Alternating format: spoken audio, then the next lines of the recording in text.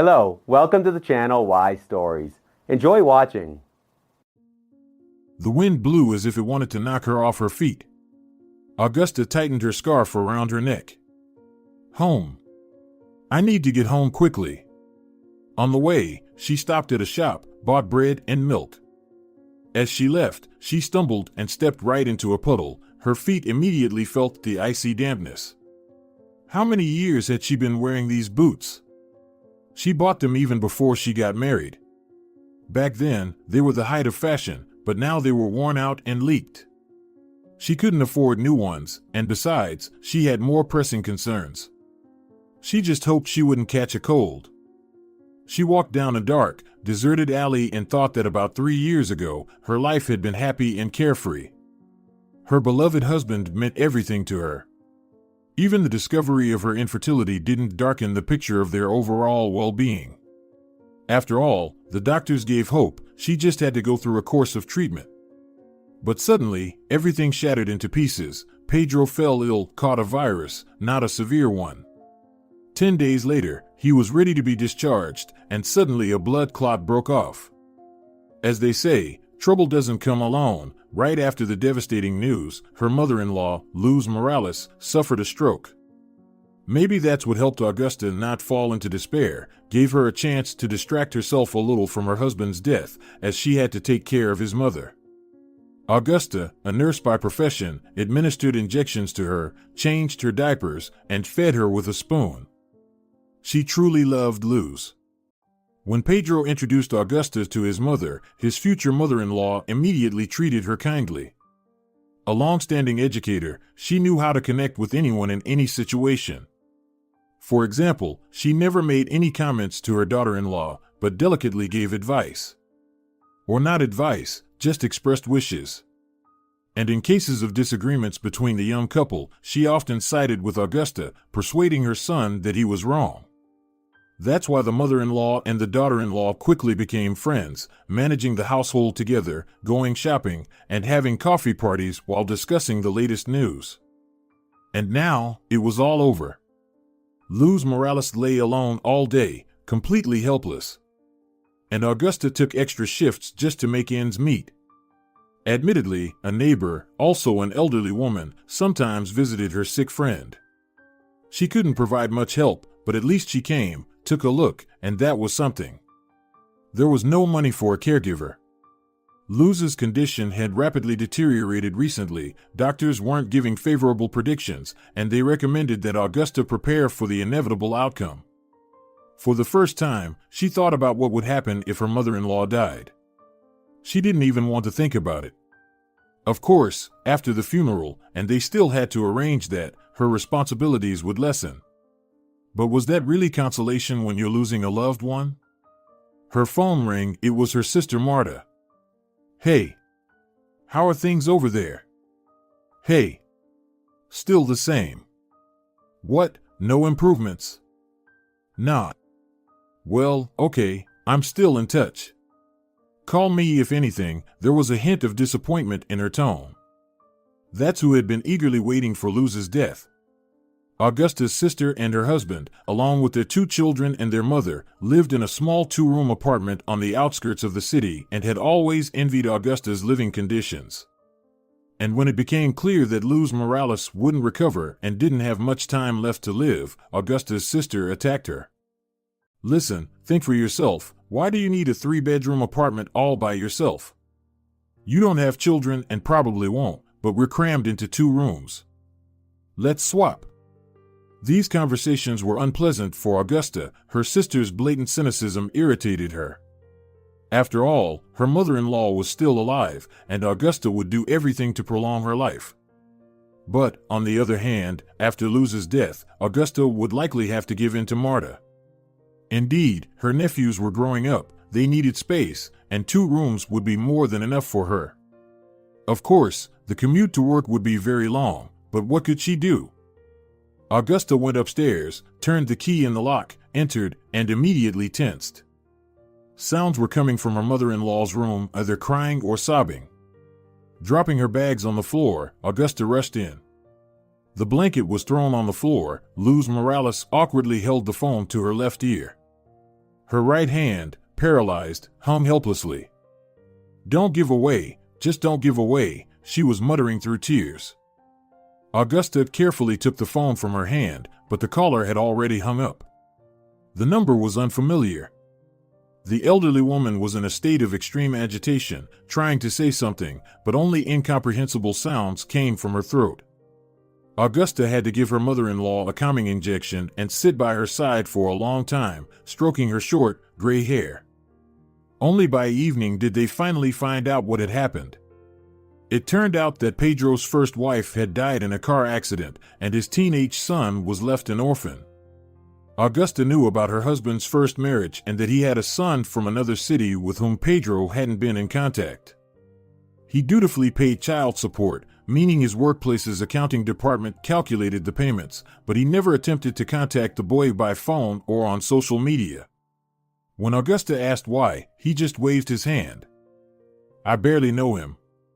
We got married as students, lived together briefly, then went our separate ways. Why would he need a father like me? Especially since his mother got remarried." But it turned out that the grandmother hadn't forgotten her grandson. She secretly maintained contact with her former daughter-in-law, inquired about her grandson's life, and occasionally sent him money. And now, this ex-wife had passed away. Augusta sighed heavily, death again, as if under some curse. And the boy faced the prospect of going to an orphanage. He was no longer needed by his stepfather. And he had no intention of keeping the boy in his living space. Just not to an orphanage. "Don't give him away," Luz Morales rasped, clutching Augusta's hand. I beg you, I beg you." The weak fingers loosened, and her mother-in-law passed away. The funeral and memorial service went according to the established script. Neighbors came to bid farewell to the deceased. The funeral company's porters lifted and carried the coffin. They quickly reached the cemetery, dug the grave, and at home organized a memorial dinner attended only by neighborhood old ladies. Augusta's eyes remained moist. Even though this sad ending had been predicted long ago, and she had mentally prepared for it, death always comes unexpectedly. The only good news, if anything could be considered good in such a situation, was that the school where Luz Morales had taught for many years collected funds for the funeral, so Augusta didn't have to borrow money. "You know what I think?" Marta said insidiously as they were cleaning up the table and washing the dishes late in the evening. She had left her children with their grandmother and came to help her sister. "You don't really have to hold the 9-day wait. Who needs that? Nobody follows those rules anymore.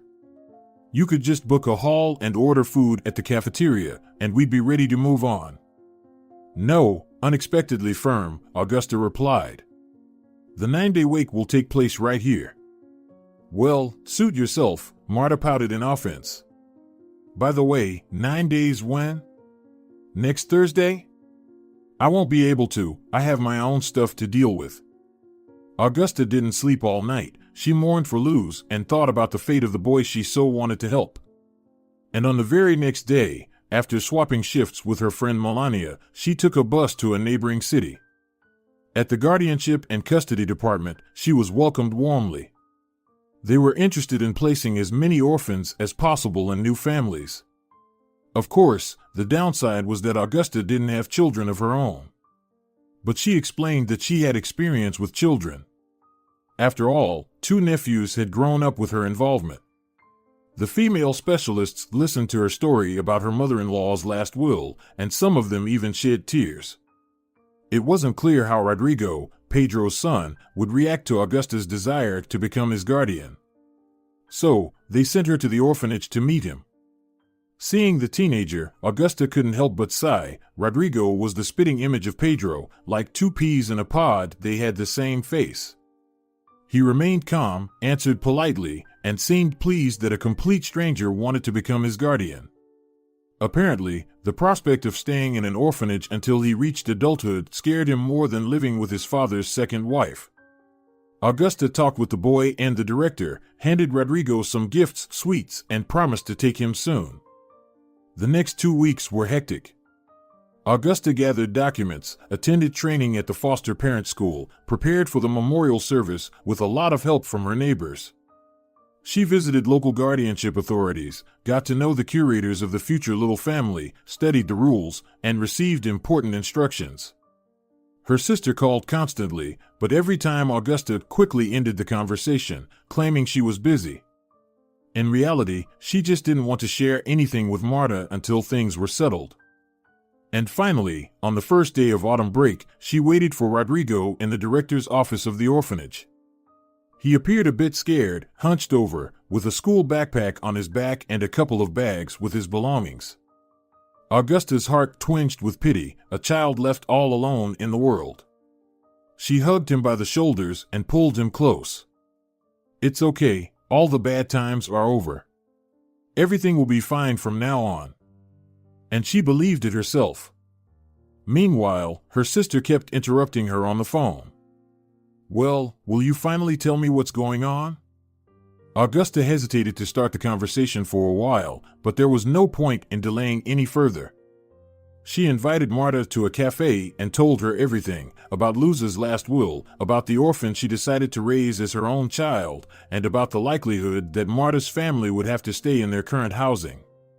Marta choked with anger. Are you completely crazy?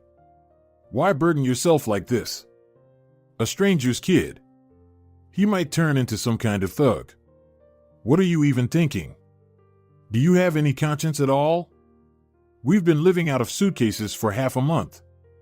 Instead of gathering all kinds of riffraff, you'd better take care of your own nephews. But it's what Luz Morales wanted.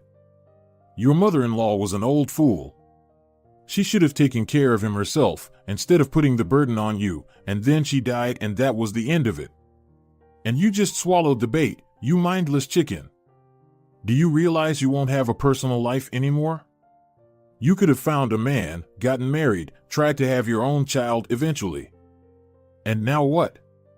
You're 33, a little more, and no one will need you at all.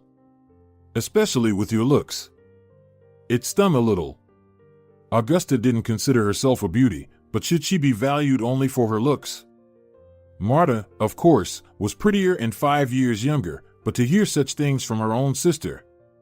And she said stubbornly, "I won't change anything. I'm responsible for this child. He's my son now." "So you've thrown all of us away for some degenerate?" Augusta's fists clenched on their own. She had always danced to her younger sister's tune, yielded to her in everything. But endure such insults? Against whom? An unfortunate child? She stood up silently, slammed a bill for the coffee on the table, and left. Swearing and hysterical shouts followed her. Meanwhile, Rodrigo was thrilled with his new apartment.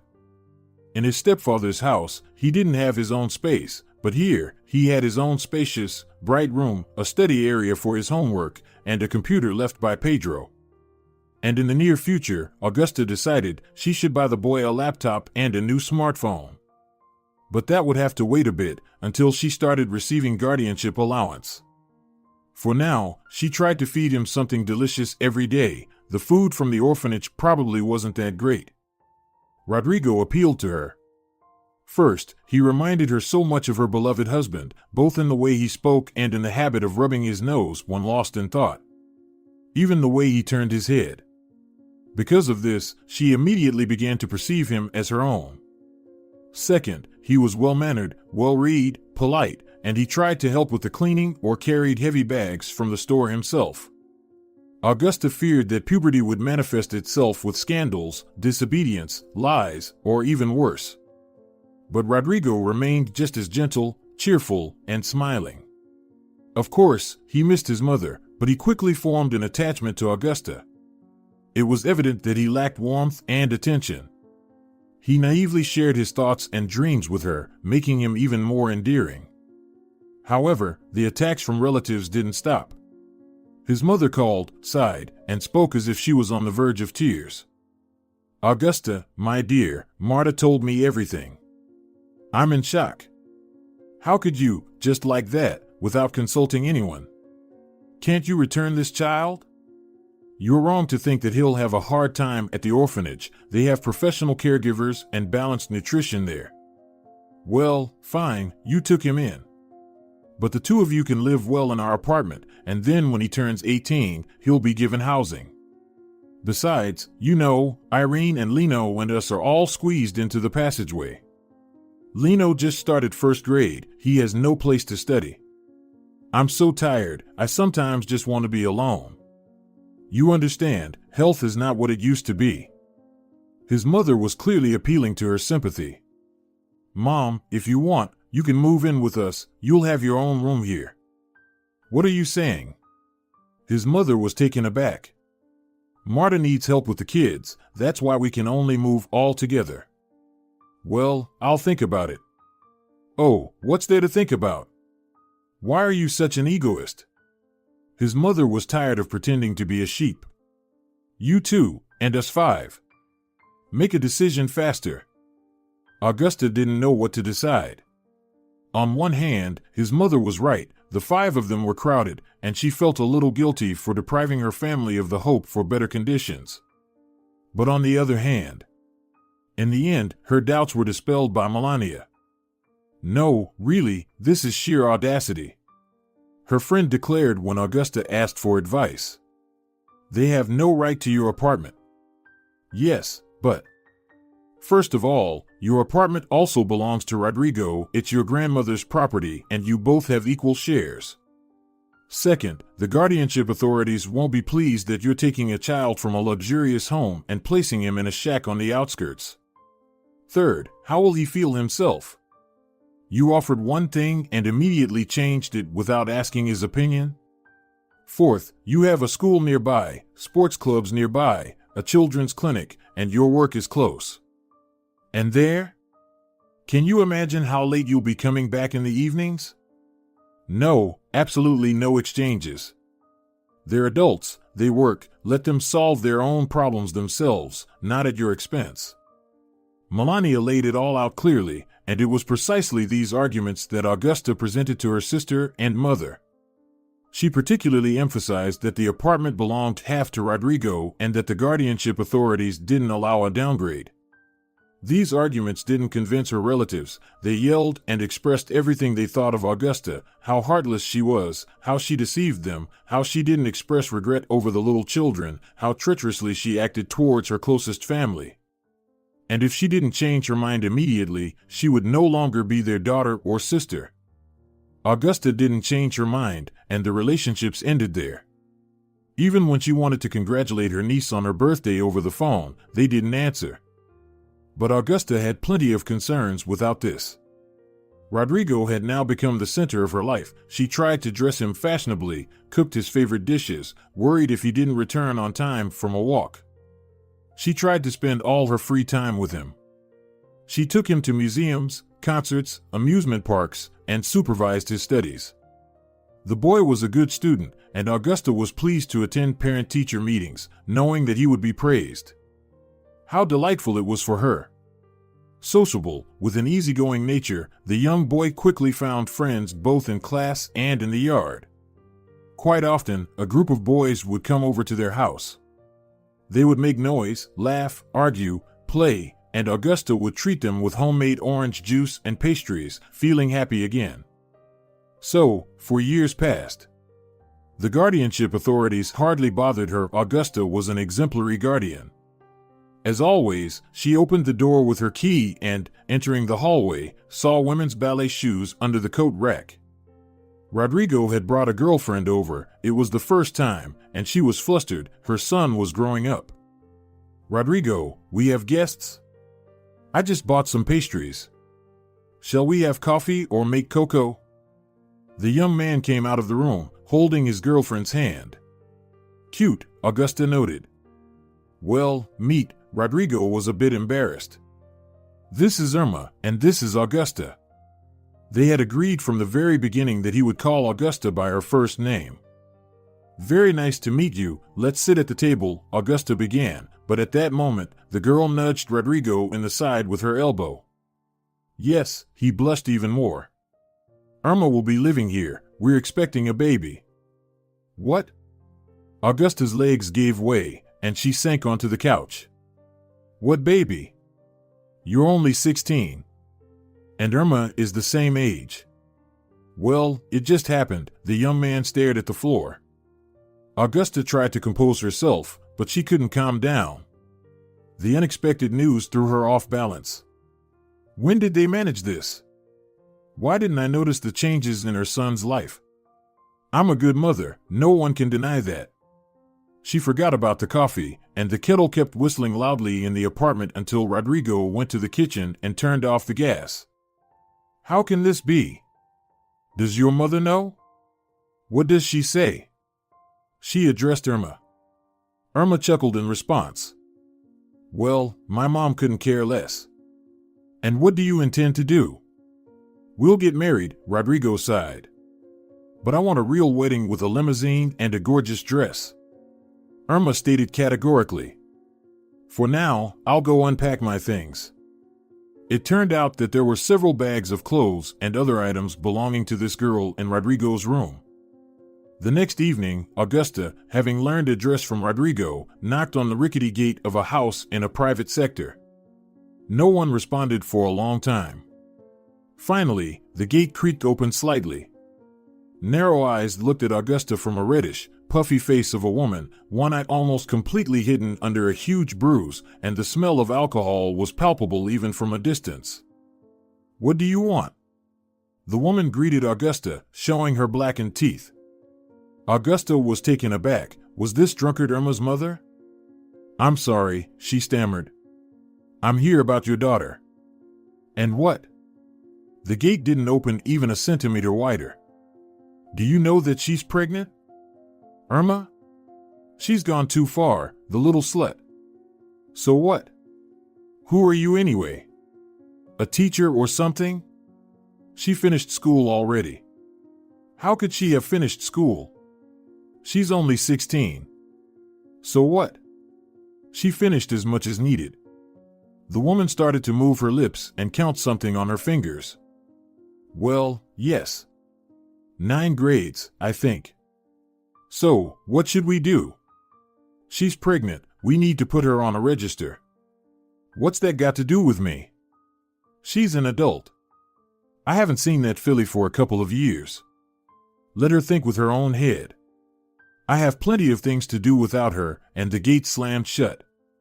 Well, everything was once again on Augusta's shoulders. Right now, in the middle of August, she and Rodrigo would have been leisurely shopping and visiting school fairs, buying school supplies, going to cafes, eating ice cream by the fountain. But instead, she had to deal with the fate of an almost unfamiliar girl and her unborn child. Their unborn child with Rodrigo. This little one who didn't even exist yet, she already loved. On the first day off from her duties, she and Irma went to a women's clinic, although the girl resisted for a long time. Oh, why bother? I feel fine. Sometime later.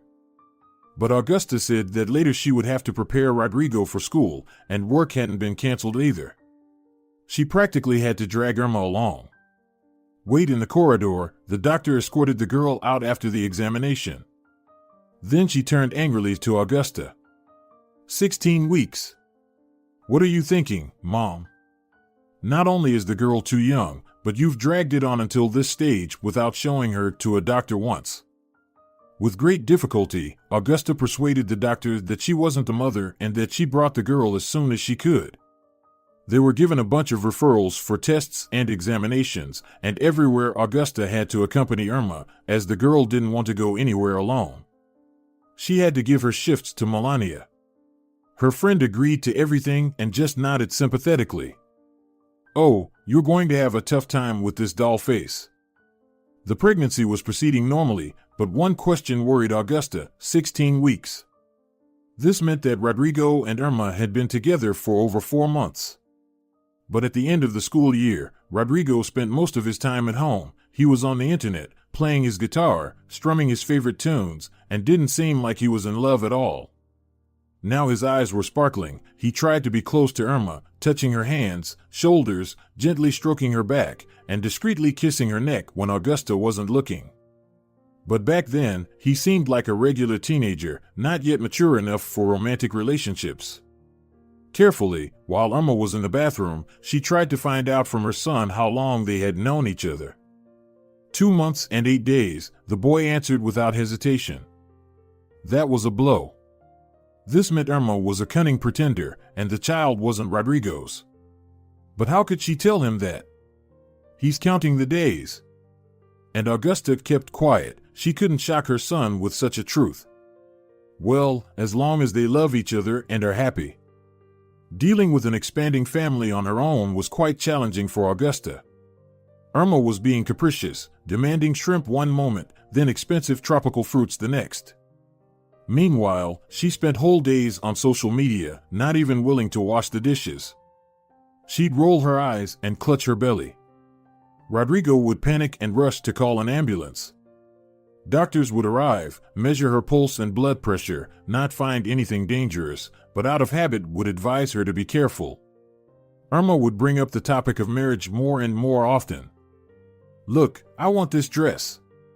She pointed her finger at an image on the screen. Augusta looked to see the price and was horrified. No, it's too expensive. We can't afford that. We'll have to save up for a long time. Irma put her hands on her hips. I'm not waiting until I get as fat as a cow. You're a guardian, you get money for Rodrigo. Give it to us. It's his money, and you have no right to spend it on yourself. Accusations like these left Augusta breathless. She had always used any allowances and payments on Rodrigo. She never thought to deprive him of anything. Renovations, new furniture suitable for a teenager.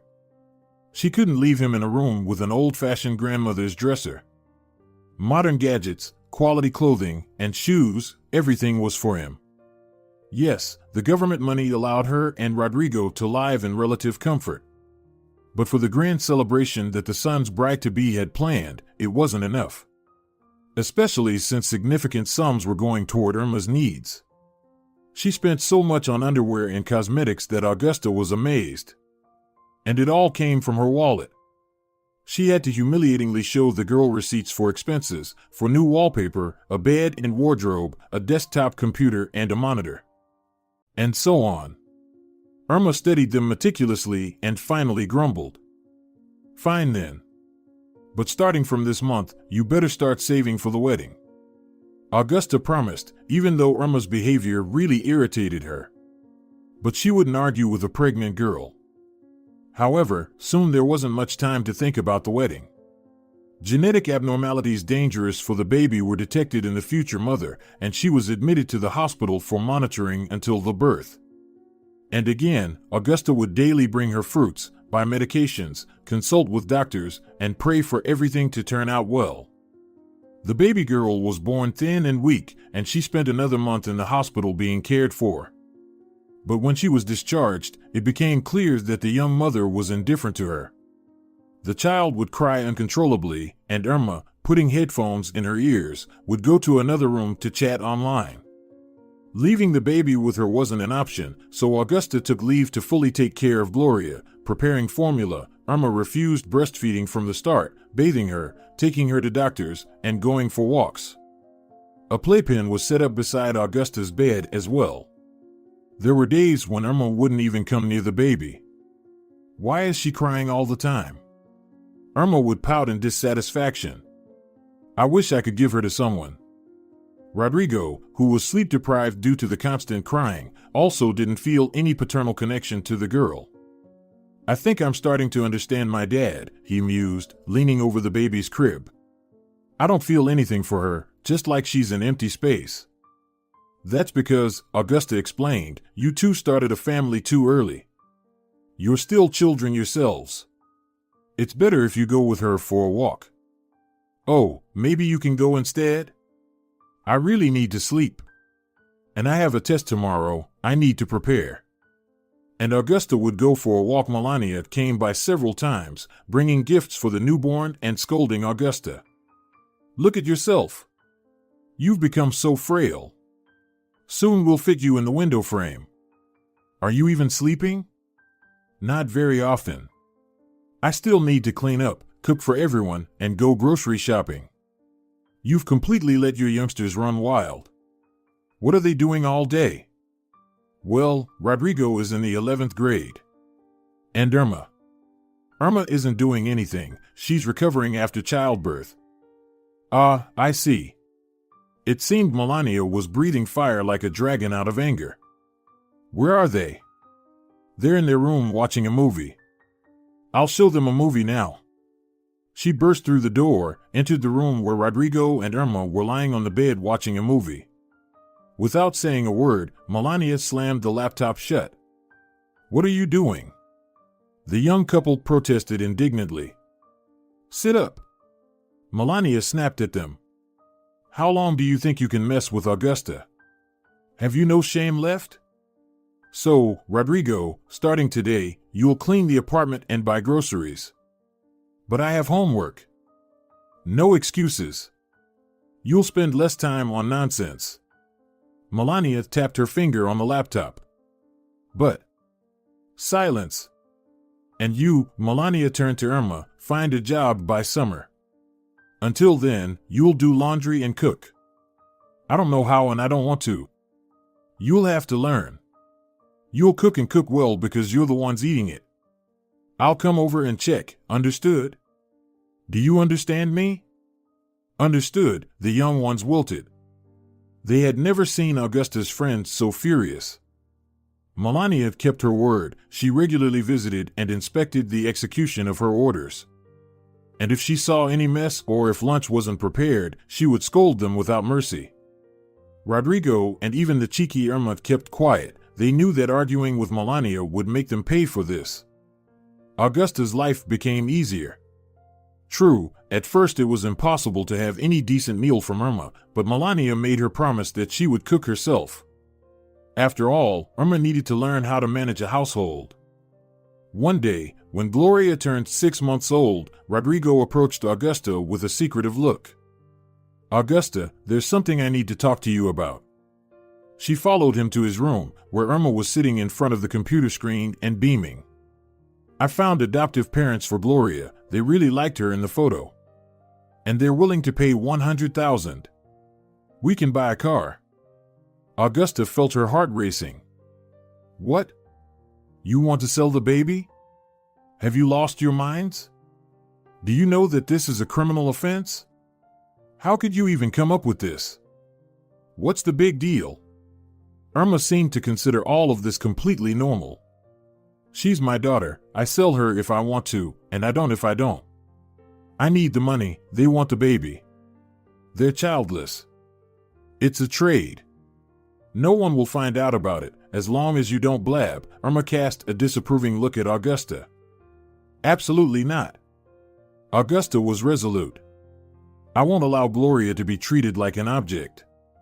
If you don't want her, I'll adopt her. She surprised herself with why this simple solution hadn't occurred to her earlier, considering she was the only one taking care of the baby. When her leave was over, she had to take unpaid leave. The management wasn't happy and threatened to fire her. Thankfully, Melania helped out for now. But by adopting the little one, she would officially have the right to maternity leave. And this girl would be hers alone. Well, take Gloria for yourself, then, Irma snorted. Just pay the $500,000, and it's done. Where am I supposed to get that kind of money? Wherever you want, it's not my concern. Augusta turned to Rodrigo for support. He was a smart boy. Surely he understood that this was wrong. A child wasn't a toy to be given away, sold, or given as a gift. But the boy was still completely infatuated with Irma and did whatever she said. At night, Augusta was afraid to close her eyes, afraid that Irma and Rodrigo would take the baby. Choking on tears, she called Melania. You're never short of drama. Melania declared upon hearing her friend's story. All right, I'll help you. We'll figure something out. The next evening, a call rang out, and Augusta, holding little Gloria in her arms, went to open the door. A young police officer stood on the threshold. He winked at Augusta, and she led him into the room where the young people were. He showed them his badge and, glancing at some paper, sternly asked if Irma and Rodrigo lived here. They only nodded in fear. He then sat down and informed them that his task force had tracked down several individuals who were buying infants and selling them for organs. And these individuals had testified that Rodrigo and Irma were willing to sell their baby daughter. Was this true? No, no way. Rodrigo and Irma exclaimed in unison. We didn't know about the organs. They told us they couldn't have children. We just wanted to help them. We didn't think, we didn't want. Thinking or not thinking, wanting or not wanting, the police officer grumbled. Ignorance of the law does not exempt you from responsibility. Prison awaits you. Irma burst into tears, and Rodrigo struggled to hold back his own tears. Well, there's one way out, the police officer said reluctantly. If, for example, someone from your relatives or acquaintances adopts the girl in the near future, then you'll have nothing to answer for, and we'll let you go. I can adopt her, Augusta stepped forward. Internally, she was amused by the scene. She knew that the police officer was a school friend of Melania's husband and worked as a local officer in another district. Excellent, the police officer walked around the room, took a notebook from the table, flipped through it, tore out 2 pages, and placed them in front of the teenagers. Right. I, so-and-so, agree to adopt our daughter, sign it and put the date. If needed, we'll call you. And remember, I'm watching you. Taking the papers with him, he left. Rodrigo and Irma couldn't come to their senses for a long time. They went about the next day subdued and bewildered. In the meantime, Augusta and Melania went to consult a lawyer, and soon Irma's relinquishment of the child and Augusta's adoption were officially documented. How happy Augusta was, now this tiny girl had become her real daughter, and she felt that she loved her more than anything else in the world. Rodrigo gradually changed his attitude towards her. He began to spend time with her, play, and take walks with her stroller in the yard. You know, he would tell Augusta, it's a good thing you adopted her. I love her like a little sister, but I just couldn't get used to thinking of her as a daughter. What daughter is she to you? Augusta blurted out, but quickly caught herself and bit her tongue. But Rodrigo didn't pay any attention to those words. Gloria grew up like all children, sometimes stumbling and crying, sometimes falling ill. Like all babies, she began teething, then took her first steps and said her first words. In general, everything was fine, but somehow unnoticed, a discord began to arise between the young people. Irma would frequently disappear without explanation, return late, and become rude to Rodrigo and Augusta. She stopped fulfilling her household duties and spent entire days chattering on the phone with someone. And once, when Augusta returned home with Gloria from the clinic, she found a real mess and Rodrigo looking lost and sad. Rodrigo, what happened? Why is there such a mess? Augusta couldn't understand. Did Irma go to her parents? She left me, Rodrigo answered with a lifeless voice. She left. Left me completely. But why?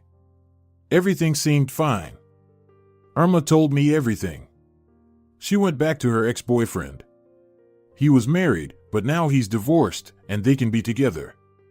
It turns out she had been talking to him all this time, and I knew nothing. And Gloria is his daughter. She never loved me. Rodrigo waved his hand and slouched, heading to his room.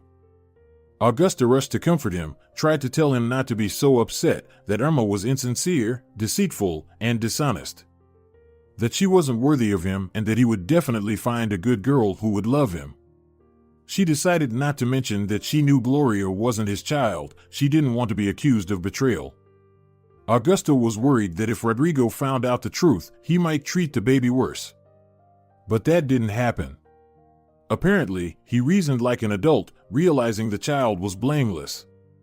Irma's betrayal was a heavy blow for him. For several months, he walked around gloomy and downcast. He locked himself in his room, listening to music for hours or turning on a movie, but he himself looked past the screen. Augusta tried to cheer him up, asked him to play with Gloria, help choose an outfit for the baby, or go to the mall together. Gradually, things returned to normal. Augusta's efforts, Rodrigo's naturally cheerful nature, and time did their job. Rodrigo became carefree again, a grown-up boy who had gained bitter experience but was still a boy, as he should be at his age. During all this time, Augusta didn't communicate with her family. Consumed by resentment, they didn't want to see or hear from her. And suddenly, she bumped into her sister near the shopping center. "Is she yours?" Marta stared at Gloria in amazement, who was sitting in her stroller, happily kicking her legs. "Did you give birth? She doesn't look anything like you." Augusta really wanted to say that yes, this was her biological daughter. But she couldn't lie and confessed that she had adopted the girl. Her sister smirked maliciously. "Oh well, go on, gather all kinds of riffraff. As long as it makes our lives worse." Augusta tried to ask about how her sister was doing, about her nephews, about their mother, but Marta turned away and walked off in silence, unwilling to engage in a conversation. Augusta felt deeply hurt, but when she looked at Gloria, who was struggling to reach a hanging branch with a butterfly on it, she laughed and forgot about the unpleasant incident. After all, she had her own family, her children, and that was the most important thing. One day, while walking with her daughter on the playground of a neighboring building, Augusta noticed a young woman with a stroller. In the stroller sat a little girl of about the same age as Gloria. Augusta had never seen them before. The woman sat on a bench, placed the stroller next to her, and was engrossed in her phone. She was fairly attractive but appeared arrogant and haughty. The little girl tried to get out of the stroller but was securely fastened with a belt. She leaned downward, kicked her legs, fiddled with the buckle using her tiny fingers, trying to undo the strap holding her in place, but all her efforts were in vain. Then she let out a quiet squeak. The woman, who had paid no attention to her until now, still focused on her phone, suddenly jerked the stroller so forcefully that the girl's head swayed from side to side like a rag doll. The girl fell silent and just looked sadly at the other children happily playing on the playground, filling the air with their cries and laughter. Augusta felt sorry for the little girl. Could you treat a child like this? She wanted to rebuke the negligent mother, but who was she to interfere in someone else's parenting process? After sitting in one place for a whole hour, the woman got up and pushed the stroller away. Augusta scolded herself for not having the courage to say something to her. She reassured herself that perhaps the child wasn't entirely healthy, maybe she couldn't walk. But it was a feeble consolation. She started seeing this pair every day now. It was the same story repeating itself, the woman immersed in her phone, the girl glancing around with sad eyes. Sometimes the girl pointed somewhere and tried to say something, but the woman paid her no attention whatsoever. Augusta's heart ached at the sight, but she still couldn't bring herself to approach them. So what if she scolded the mother? What if the mother retorted with spite and told her to mind her own business? And then what? It wouldn't help the child. However, on a weekend, Augusta unexpectedly saw the same little girl at the playground. This time, she was with, as Augusta understood, her father, a pleasant-looking man, tall, slightly plump, with a kind demeanor. He didn't take his eyes off his daughter for a single second. He pushed her down the slide, tossed her a ball, spun her around, and showered her with kisses. She laughed heartily, ran around, and appeared perfectly healthy. Augusta approached the man and, feeling a bit embarrassed, struck up a conversation. "Is this your daughter? What's her name?" "Carla." "And yours?" "Gloria." "I hadn't seen you here before." "Yes, we've recently moved to this area, and we like it here. Our house is over there. It's so wonderful to see how much attention you give Carla while you're out. Unlike your wife, who always has her strapped in the stroller as if she's tied down." Augusta's thoughts shifted. Well, there you have it, she had spoken up, maybe even meddled. "No, you've misunderstood. I don't have a wife, and a nanny takes her out. She doesn't let her go? I'll deal with her." His gaze turned serious, and his voice became firm. Augusta calmed down. The dad won't let his daughter be hurt. And indeed, from Monday onwards, the nanny, seemingly with reluctance, took Clara by the hand, pushed her on the swings. With an unhappy expression on her face, but Augusta was happy for the little girl. On the next Saturday, they met again, Clara's dad with his daughter and Augusta with Gloria. He waved from a distance and smiled widely. Augusta noted to herself, what a wonderful smile he had. "We're waiting for you." The man handed Augusta and Gloria a candy. We didn't even introduce ourselves yesterday. I'm Christian. I'm Augusta. A beautiful name that suits you very well. This compliment both embarrassed and pleased Augusta. She was glad that Christian found her appealing. They played on the playground, and then Christian suggested taking a walk.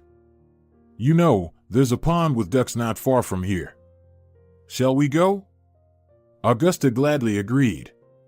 The fluffy floating bundles of feathers delighted the little girls. It was a challenge to get them back into their strollers for the trip home. Only the effects of the fresh air and running around managed to almost lull them to sleep. Augusta and Christian walked alongside each other and talked. They started with small talk about the weather, then discussed city news, and finally their own problems. Augusta felt like sharing everything that concerned her with this person. She told him about her husband's passing, about her 2 kids. She decided not to mention how she acquired these kids. What was the point? They were like family to her anyway. She spoke about Rodrigo's troubles, how he had broken up with his girlfriend, and how difficult that had been, but now things seemed to be improving. She also mentioned how Gloria had health issues from birth. But Augusta was trying to follow all the doctor's instructions, and she hoped that Gloria's immunity would recover and all her illnesses would disappear. Christian listened attentively, asked questions, and Augusta answered willingly. They continued walking until they reached her house. As they said goodbye, Christian said, "Shall we meet again tomorrow?" Of course, Augusta replied, not even realizing the enthusiasm in her voice. The next day, bringing some bread with them, they went to feed the ducks again. On the way back, it was Christian's turn to open up. Actually, Augusta prompted him. "I talked so much about myself yesterday, I probably bored you. Today, maybe you can tell me about yourself?" "Absolutely, I promise to give you a full account of my life." "Ask away." Augusta hesitated. She didn't want to appear tactless, but one question particularly interested her. "Your wife, did she die?" For some reason, Augusta had thought that Christian's spouse had passed away during childbirth, and she was ready to offer her condolences. "No," Christian raised his eyebrows in surprise. "Where did you get that idea?" "She's alive, she just left us." "What?" Augusta was taken aback. "And Clara?" She could understand a woman leaving her husband. Although what had Christian done to deserve that, she couldn't even imagine. But leaving a child? "Let's sit down," Christian pointed to a bench. "Let the girls nap, and I'll tell you." They sat down in the shade. "I'm much older than my wife. I fell head over heels in love. She never experienced any denial. I fulfilled all her whims, outfits, cars, jewelry. She never worked. When Clara was a year old, we decided to leave her with my mom and go on vacation. Italy was open at the time, so we were headed there. But at the last moment, my company got into a mess, and they didn't let me go on leave. My wife had to go alone. There she met a local young Italian, they fell in love, she came back and demanded a divorce. But what about your daughter? She said she probably wouldn't be able to handle the responsibilities of motherhood and, in general, she didn't need any extra baggage, she wanted to start anew. She packed up and left. Since then, I haven't heard anything about her. I hope she's happy there with her Italian. And she never called or inquired about how her daughter is doing? No. They were silent for a while. Finally, Augusta gently stroked Christian's hand. She wanted to console him. Do you still love her? Does it still hurt? He covered her hand with his, not taking his gaze off the pond in the distance. No. I won't deny it. At first I hoped she would come back. I was even ready to forgive, but now, that's all in the past. My mom helped me a lot. She looked after her granddaughter when I got buried in work, spent nights at the office, didn't want to come home. Then I realized I had to keep living for Clara and my mom. Now it's hard for my mom to cope with the child, she's getting old. So, I decided to move here to the city center. Sold the old apartment, bought a new one, and started a new life. Christian forced a smile, but it came out feeble and forced. Augusta tried to lighten the mood and said in a cheerful tone, "Yes, it's so nice here. The neighborhood is green. You did everything right. And this nanny, where did you find her? At a personnel agency? Does she have an educational or medical background?" Mom found the nanny too. Felicia is her old friend's daughter. She doesn't have any specific education, but they figured she could handle taking care of Clara, even though she doesn't have any kids herself. She's divorced. After all, it's not a stranger, and entrusting a child to a stranger is scary. So when we moved, I hired her. I'm only at home on weekends. Honestly, Christian chuckled, I think they wanted to set us up because my mom keeps hinting that I should take a closer look at Felicia. It's funny. Augusta didn't find it funny. For some reason, the thought that her new acquaintance might direct his attention to another woman hurt her. She wanted to tell Christian that Felicia treated Clara poorly, she spoke to her rudely, constantly scolded her.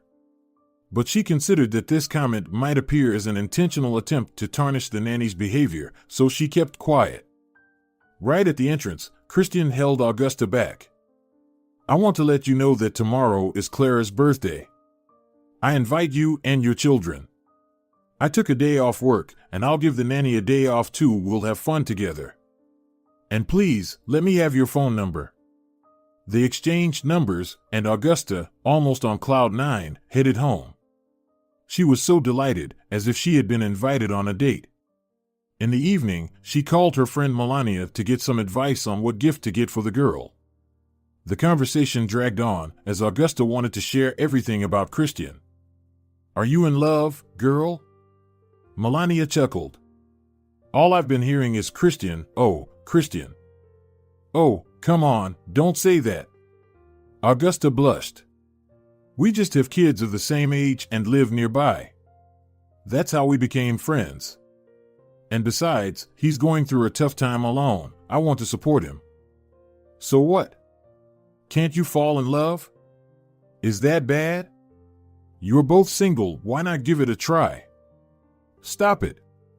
We're just getting to know each other. Still, think about it. Maybe you should get to know each other better. She thought until almost morning.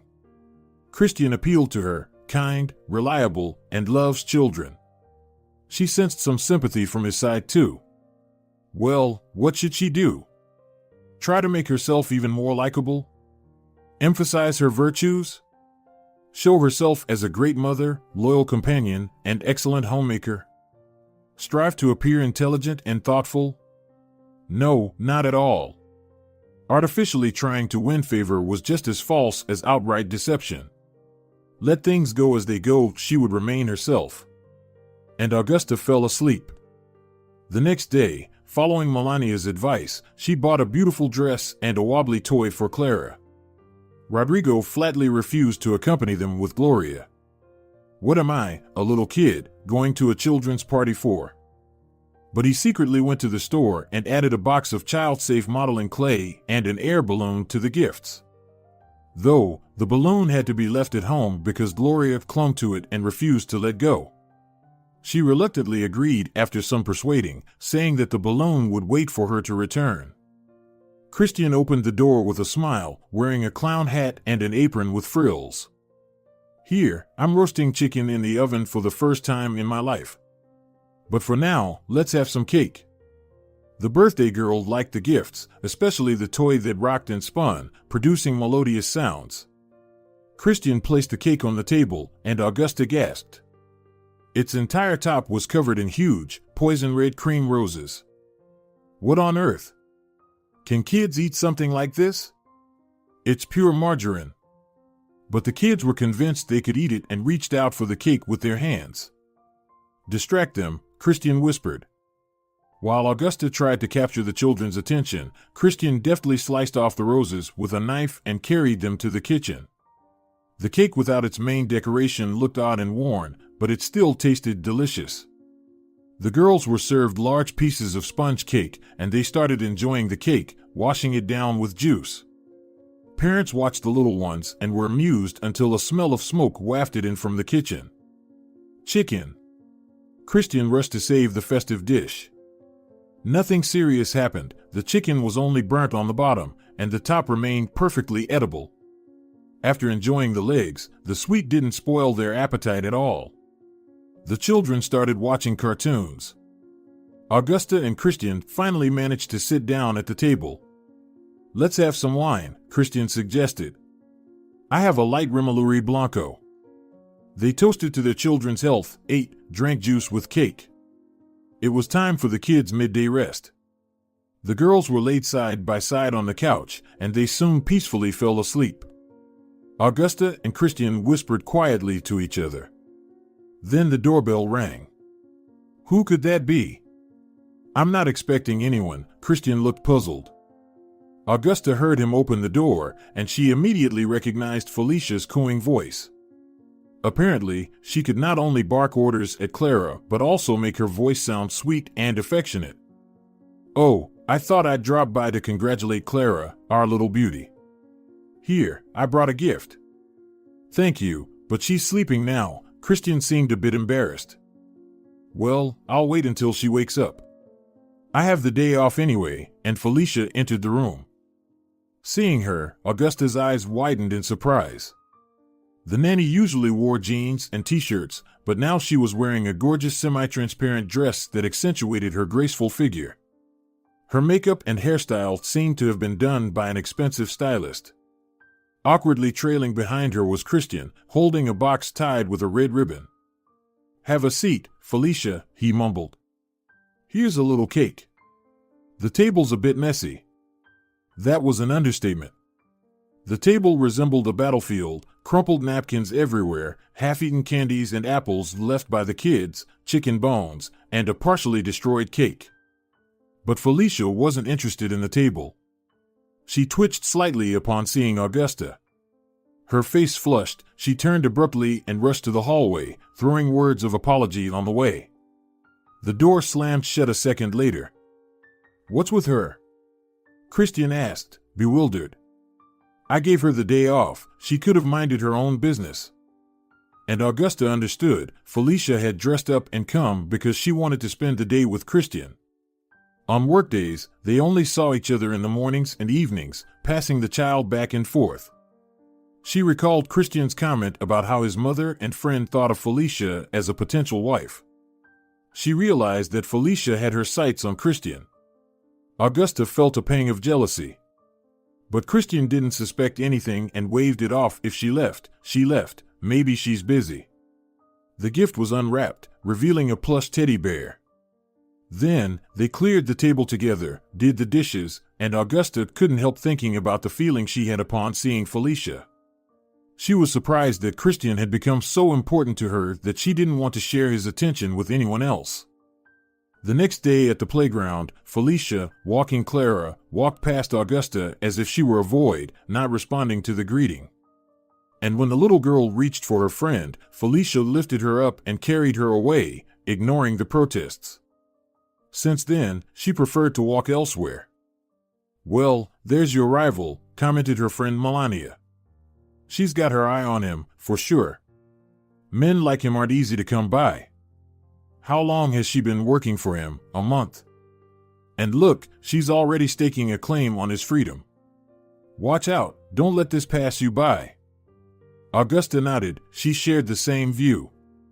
She and Christian continued to meet only on Saturdays and Sundays. But now they talked on the phone every evening. Their topics became deeper and more varied: music preferences, movies, thoughts on contemporary political situations in the world, favorite authors, whether green energy could restore the climate on Earth, and so on. They joked, laughed, argued. Sometimes they even fought, but each evening ended with a wish for a good night. On one of the Fridays, Christian asked, "What are your plans for tomorrow?" "Well, nothing special. Rodrigo and I will clean, then go shopping after lunch. I still need to do laundry." "Why?" "Let's do this. Do the laundry today, postpone cleaning, we'll shop tomorrow after lunch, and tomorrow morning, I invite you and the kids to visit my mom. Bring your son, The cherries are ripe. Do you like cherry jam? Augusta felt that, even when preparing to meet her potential mother-in-law, she had never been so meticulous about what to wear and how to do her makeup. She really wanted to make a good impression on Christian's mother. Rodrigo tried to avoid the trip, but Augusta appealed to his sense of duty. They needed to help the elderly lady pick cherries. After all, he's a man, not an old lady climbing trees. When they all went out together after breakfast, a huge black SUV was waiting by the entrance. "Wow!" Rodrigo exclaimed. "Is this your car?" "Yeah," Christian simply replied, helping Augusta settle into the car with Gloria in the back seat, where Clara was already sitting in her child seat. "Do you like it?" "Awesome." "Oh, by the way, we need to get a car seat for Gloria too," Christian continued. Augusta remained silent, as if she hadn't heard, but she felt a warmth inside. He spoke as if they were already a family. Rodrigo took the front seat, and throughout the drive, they and Christian talked about cars. Augusta didn't know that her son was so interested in them. The weather was beautiful. Due to the early hour, the highway wasn't as busy, and after about 40 minutes, they arrived at a large house in a private area. Christian opened the gate, drove the car into the yard, and everyone got out. A woman came out onto the porch and waved her hands. "Christian's here." But upon seeing Augusta and Rodrigo, she stopped. A displeased expression appeared on her face, as if to say, "Who are these people?" "Mom, let me introduce you. This is Augusta, her children, Rodrigo and Gloria. And this is my mom, Ida. And here's my Clara, my sunshine." Christian's mother seemed to ignore her son's words. "Why didn't you bring Felicia?" "She's off today," Christian dryly answered. "You mentioned you needed help picking cherries?" "I do, but I wasn't expecting guests. I have nothing to offer," and she, holding her granddaughter, entered the house. Augusta stood there feeling disheartened. Right now, she wanted to run out to the street, stop the first passing car, and go back home. She saw that Rodrigo was also uncomfortable and awkward. Christian understood their state. "Don't pay attention, my mom has a strong personality. But it's not a big deal, you came to visit me, not her. So, feel free." Indeed, this Ida was completely lacking the tact of Augusta's beloved mother-in-law, Luz. It became clear right away that Ida didn't like Augusta, despite her modest clothing and light makeup. "Okay, Rodrigo," Christian started giving instructions to ease the situation. "Take Gloria and pick some cucumbers in the greenhouse behind the house. Just don't eat them unwashed." Augusta managed to shout after the kids. "Rodrigo, make sure Gloria is okay. And you and I will talk." Christian led Augusta closer to the gate and looked at her seriously. She responded with a puzzled look, wondering what important matter he wanted to discuss right now. "Why does Rodrigo call you by your name? I heard in the car how he addressed you." Augusta hesitated slightly before answering.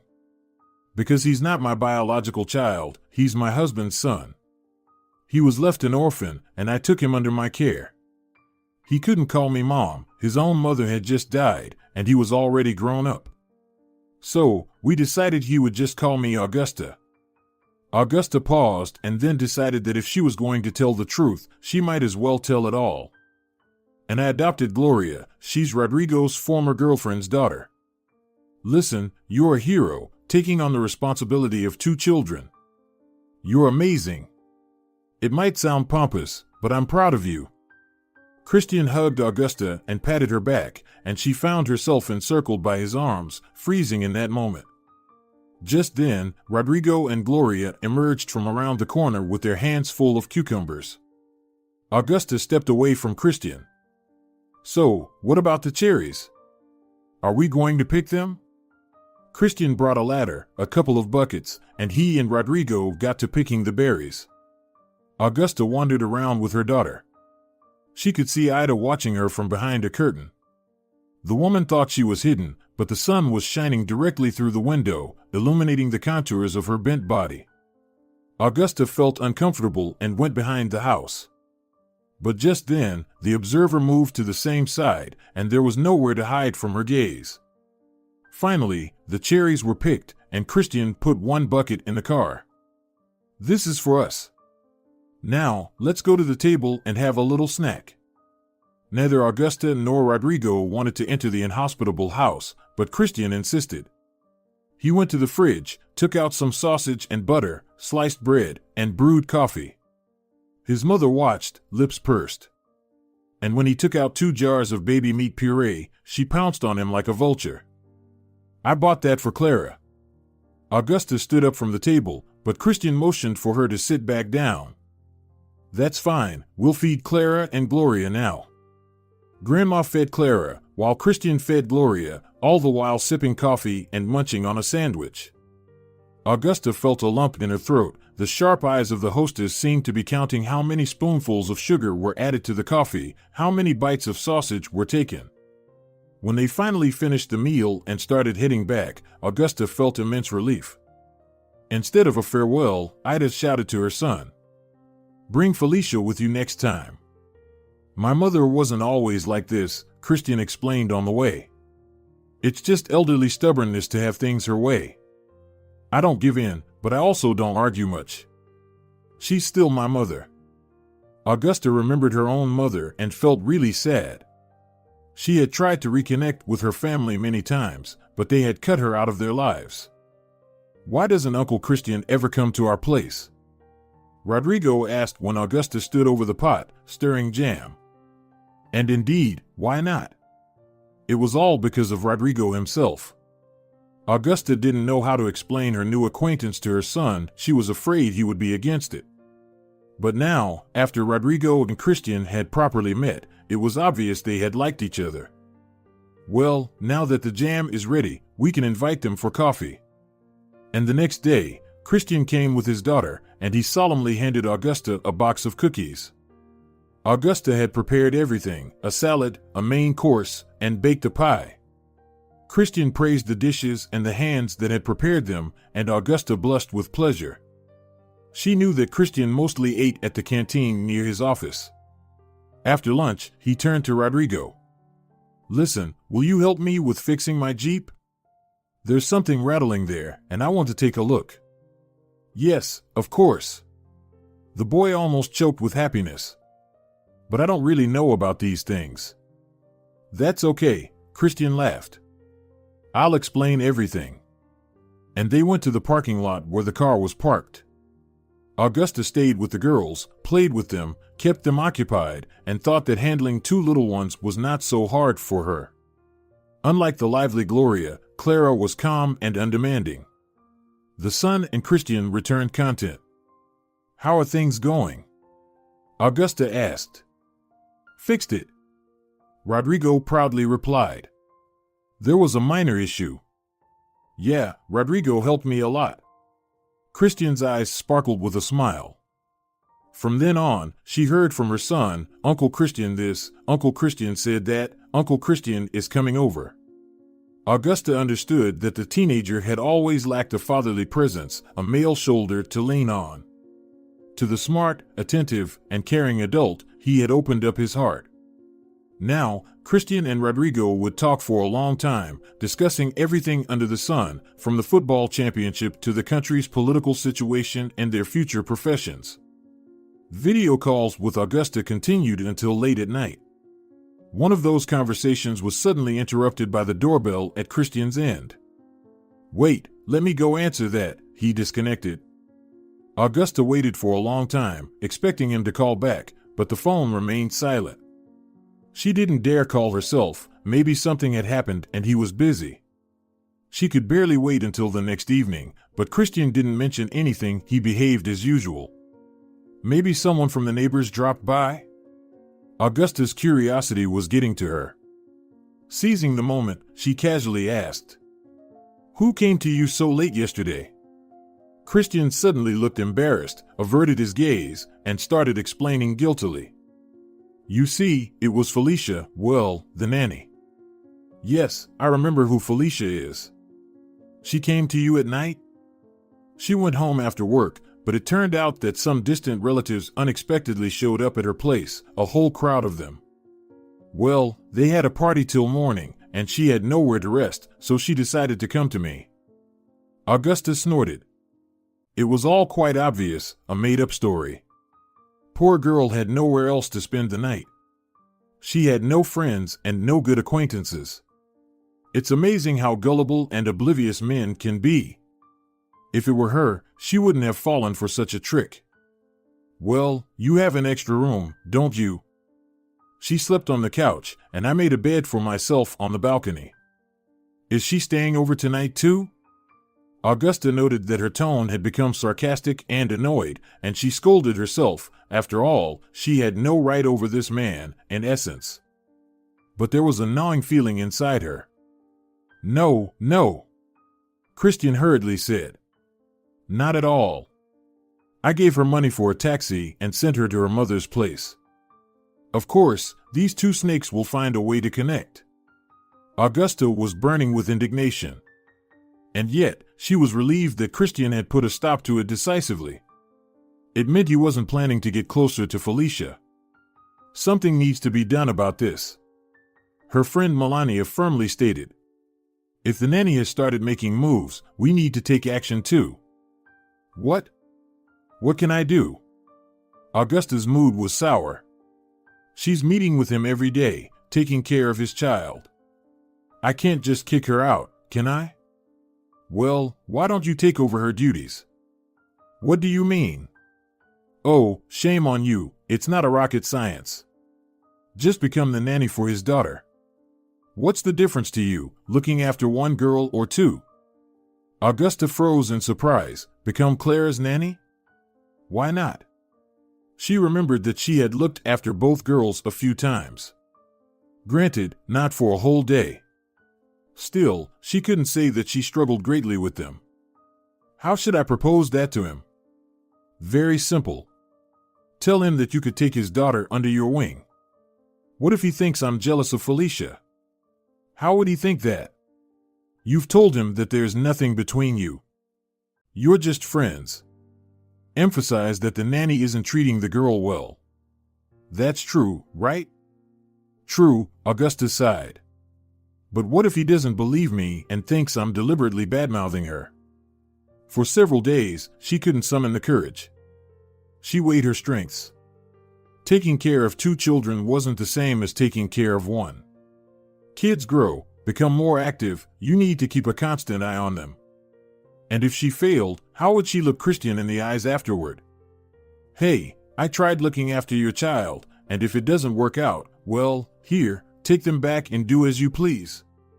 Yet, the fear of Felicia's succeeding in luring away Christian was doing its work. Walking on the playground on a weekend, Augusta made up her mind. Look, she addressed Christian, who was smiling while watching the kids play in the sandbox. How the girls have become friends, how they enjoy being together. That was true. Clara and Gloria had become so attached that when their parents separated them to go home, they would cry their hearts out every time. And the parents would have to lull them to sleep with tales and promises of a meeting tomorrow. Yes, they're like real little sisters, Christian said with a smile. If you want, I could take care of Clara. So, what do you mean? He looked interested. Well, feed her, take her for walks, put her to bed, read her books while you're at work. But there's Felicia. Augusta played her last card. Felicia, she stammered, doesn't treat the girl very well. She yells at her, scolds her. And, overall, she's not suitable for Clara's upbringing. Trust me, I've seen how she treats her. Why didn't you tell me about this earlier? Christian grew concerned. This is unacceptable. Lately, she hasn't been here for walks. She takes Clara to a different playground. I don't know what they're doing there, but I doubt Felicia has changed her behavior. Christian thought for a moment, then patted Augusta's shoulder. I'm grateful that you care about my daughter. And I'd be glad if you took care of her. But are you sure you can handle it? I wouldn't want you to be exhausted by evening. You'd burn out quickly. Rodrigo will help me. I think he'll agree to share some of the responsibilities. Well, okay then. Tomorrow morning, I'll bring Clara over with her things, toys, spare clothes, fruits, and other food. I'll settle things with Felicia, and you'll receive her salary. But on this point, Augusta wasn't prepared. He might think she's in it for the money. What are you saying? No need. Why payment?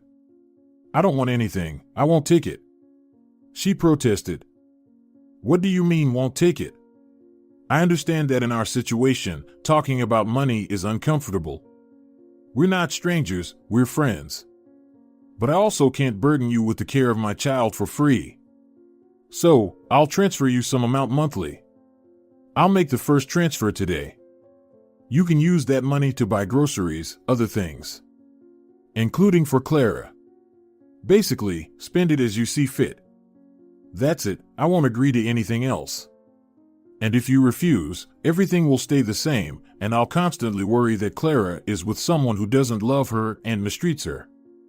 Fine, Augusta nodded. Let it be that way. That same evening, a substantial amount was transferred to her bank account. Christian had clearly lied and added a quite significant sum to her salary. Augusta felt embarrassed. Well done, man. Melania was pleased. You can tell he's a decent person. Don't even think about refusing and acting all high and mighty. What, you're going to handle everything on your own? Men are wary of strong women. You know me, how independent I am. I can fix a faucet and do repairs myself. But I'll never show that to my husband. Let him think he needs to protect and cherish me. This will be your shared money, for Clara, for Gloria, for Rodrigo, for you. And you can use some of it to buy something for Christian, clothes or whatever, like in a normal family.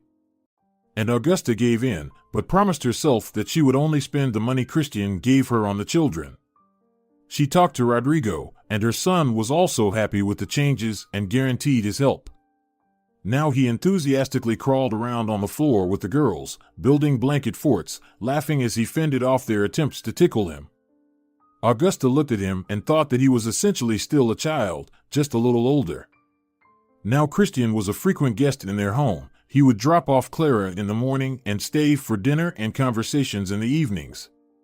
He would only leave when his daughter was beginning to nod off. After some time, Augusta asked how Felicia had taken her dismissal. Christian grew serious. Of course, she wasn't happy. It was a big unpleasantness for her. She was very hurt, cried, begged me not to let her go. I felt sorry for her, so I didn't even bring up the accusations of poor performance. I paid her double salary. I hope she'll find a new job quickly. Augusta decided not to tell him that, walking with the children, she had seen Felicia from a distance for several days. Deep down, she sympathized with her, understanding that she had received an unexpected blow. But then Felicia disappeared, and with her, it seemed, all the troubles vanished. Life continued its course. Rodrigo was already in his first year of university, and he was doing well. Clara, following Gloria's lead, soon started calling Augusta Mom. Gloria herself adored the new little sister and shared her toys and candies with her. Augusta was coming back from the store. The wind was tugging at her coat, and she remembered how on a similar chilly autumn evening she had hurried home to her dying mother-in-law. So many changes had taken place since then. She had 3 children now. She had met Christian. But his attitude towards her still disappointed her. Now they spent a lot of time together, but he didn't make any attempts to get closer. Augusta was afraid that years would go by, her daughters would grow up, and she and Christian would still just be good friends. She hesitated to take the first step, to show her love. She now knew that she loved Christian. Too deeply ingrained in her was the common belief that in romantic relationships, everything depended on the man. Although even in school, she had been taught that women could also take the first step. Approaching the house, Augusta shifted her focus to more immediate problems. She needed to make pancakes. The kids loved them. She had some sweet jam for the filling, and her men wouldn't say no to the delicious treat.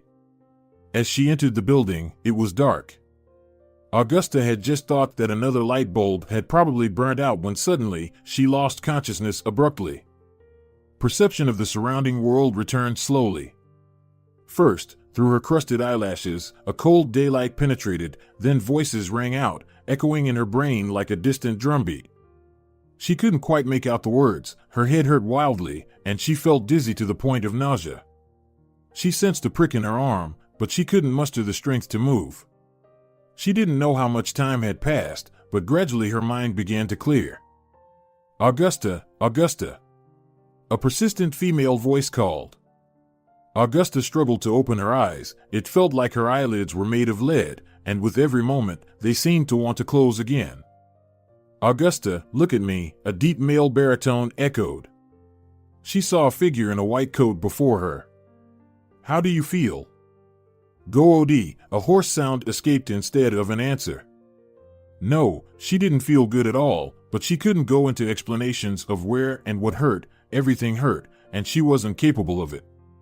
She wanted them to stop bothering her with questions so she could sink back into sleep. A heavy sleep, full of dreams, would relieve the nausea and dizziness. But the doctor wasn't planning on leaving her in peace. "Do you remember what happened to you?" She wanted to shake her head negatively, but the movement felt like someone was thrusting red-hot pokers into her brain, and she groaned. "Fine, rest. Nurse, bring." After that, Augusta couldn't hear anything more. When she woke up again, weak sunlight was filtering through the window. "Well, how are you?" A young nurse greeted her. "Thank you. I'm fine," Augusta whispered. In reality, she was significantly better. It was just her head that reminded her of its presence with a dull ache. "Where am I? What's today's date?" "I'll call the doctor right now," the nurse responded illogically, as if she herself couldn't answer such simple questions. Soon the doctor appeared, the same elderly man with the pleasant baritone. "Waking up, my dear? It's time to start feeling better. What happened to me?" "You have a traumatic brain injury." Augusta raised her hand and touched the bandaged head. It felt as if she were wearing a helmet made of bandages, leaving only her face exposed. "What happened?" "Your neighbors found you lying on the floor in the hallway. You received a blow to the head from a heavy object. Your wallet with money was missing from your bag. Your relatives reported it. Everything else was still there." "Did you see the attacker?" "No. I was lost in thought. There was no one nearby. But it was dark. I don't know who it could have been." "I see." The police officer tapped his fingers on the edge of the bed. The rhythm transmitted to Augusta's head, and she winced. "You see," the man continued, "the attack on you appears to be a simple robbery. It could have been committed by anyone, some thug or a teenager from a troubled family. There are no witnesses, no evidence. We probably won't be able to find them." "Was there a lot of money?"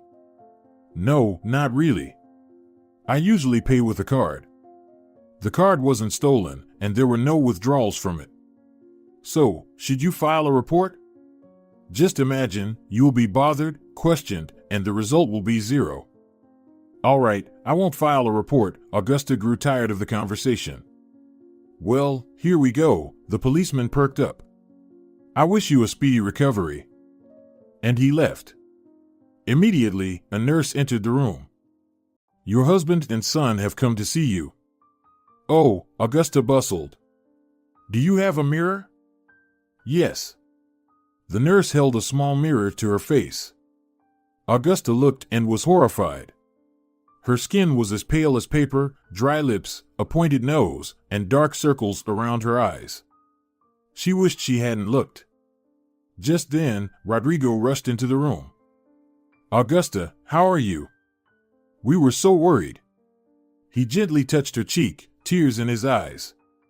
Following him, with a worried expression, came Christian, holding a bouquet of flowers and a bag. "Finally, you're awake. We were so anxious. Does anything hurt?" "Just my head a bit." "Have I been lying here for long?"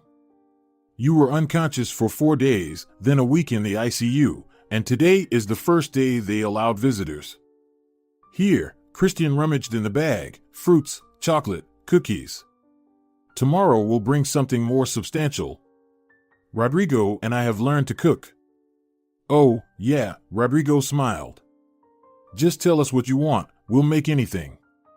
You're both so wonderful. Augusta reached to pat her son's head, and he leaned in to hug her.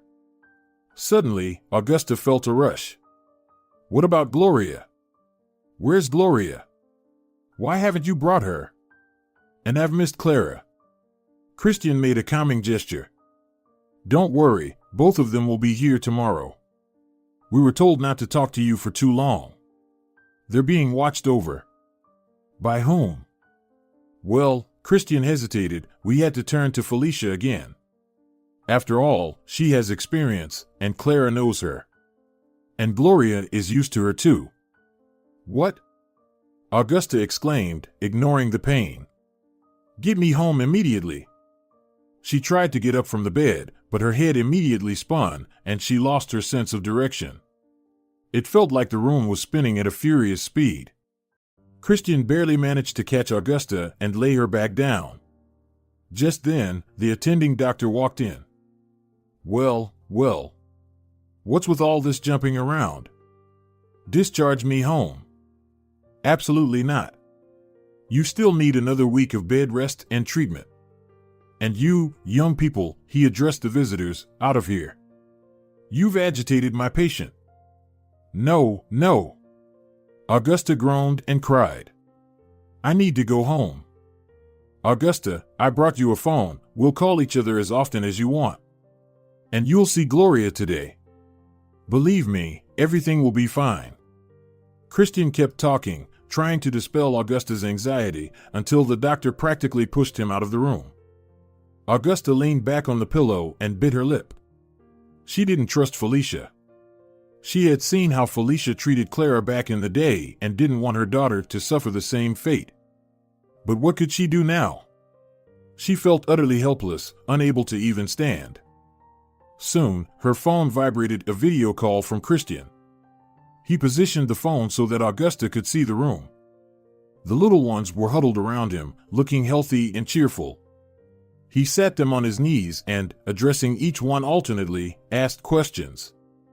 How was your day? Good? Yes. They both nodded. What did you have for breakfast? Come on, remember what you had in the morning? Porridge. And for lunch? Soup. Delicious soup?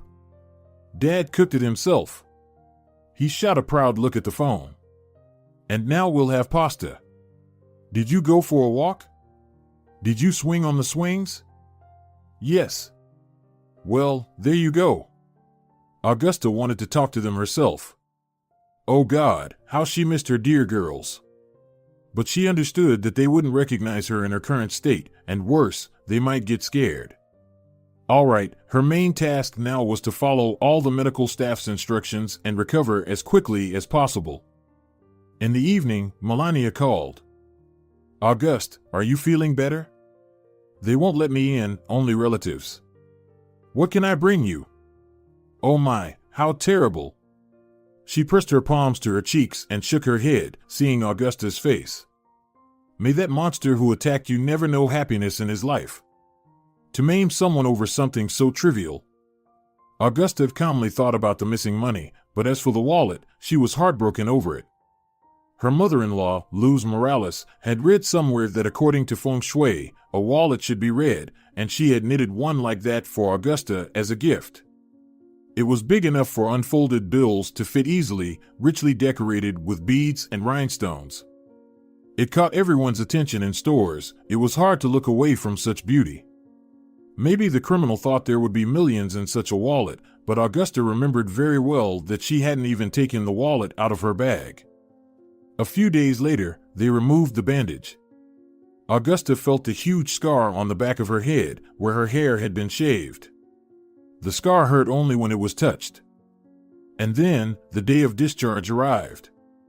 Christian came to pick up Augusta alone. I took unpaid leave. I can't leave you alone right now, you're so weak. Augusta was indeed struggling to move her legs. She held onto Christian's elbow, and he gently supported her down the stairs. In the lobby, he picked her up and carried her to the car. Resting her head against his chest, Augusta heard his heart beating. In the car, she looked at herself in the mirror and snorted. Well, there you go, a beauty. The circles around her eyes had almost faded, but her skin was pale and even a bit bruised, her hair sticking up from lying down for so long. And here's the beauty. Christian leaned towards her to fasten her seatbelt, unexpectedly planting a kiss on her lips. And he didn't pull away until Augusta responded to the kiss, sending shivers down her spine. She hugged Christian, and they kissed for a long while. Then they smiled at each other and headed home. At home, cleanliness and order awaited her. You should lie down for now, Christian advised her. You need to conserve your strength. The doctor said, no strain, no stress, and no negative emotions. I'll park the car and bring the girls. They'll be so happy. But he returned bewildered and with only Clara. And Gloria? Augusta perked up and started to rise. Just don't worry, Christian looked flustered. After those words, Augusta's heart sank. Gloria fell ill, an ambulance took her. What's wrong with her? Augusta clung to Christian's arms, not noticing that she was scaring the little girl. I don't know, Felicia said everything was fine, and then Gloria suddenly collapsed and lost consciousness. Does she have any allergies? No, she doesn't have any allergies. She intentionally poisoned her. Augusta broke into tears.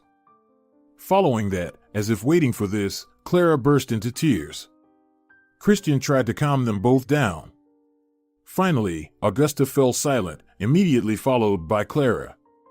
Clara climbed onto Augusta's lap and used her little palms to wipe away the tears on Augusta's face, while Augusta, through sobs, kissed the tiny fingers. They took her to the third children's hospital. Let's go. Christian ordered. Medication poisoning, the doctor startled them. It's of moderate severity, but we washed her stomach. She'll need to follow a diet and take medications for a while. But thank God, we managed in time. Just a bit more and it's scary to think about. Tell your grandmas and grandpas not to leave their blood pressure meds lying around anywhere. But we don't have grandparents, Augusta replied. And nobody takes blood pressure medication. So she found them somewhere. Maybe when visiting.